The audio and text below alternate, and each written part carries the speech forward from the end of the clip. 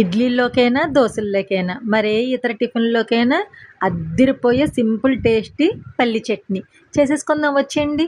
ముందుగా స్టవ్ వెలిగించి, పెనం పెట్టి, ఆయిల్ లేకుండా మీకు కావాల్సినన్ని పల్లీలు మంచిగా దోరగా ఫ్రై చేసుకొని పక్కన పెట్టుకోండి. ఇప్పుడు అదే పెనంలో ఓ టేబుల్ స్పూన్ ఆయిల్ వేసి, మీ కారానికి తగినన్ని ఎండుమిర్చి వేసి, మంచిగా దోరగా ఫ్రై చేసుకొని మిక్సీలోకి తీసుకోండి.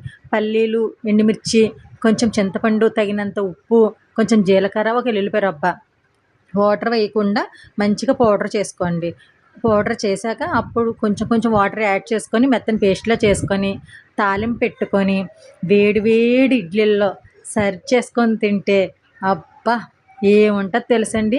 కానీ ఒకటి గుర్తుపెట్టుకోండి, ఎప్పుడైనా సరే పల్లీ చట్నీకి పచ్చిమిర్చి కన్నా ఎండుమిర్చితోనే చాలా టేస్టీగా ఉంటుందండి. చాలా బావుంటది. ఒక్కసారి ట్రై చేయండి.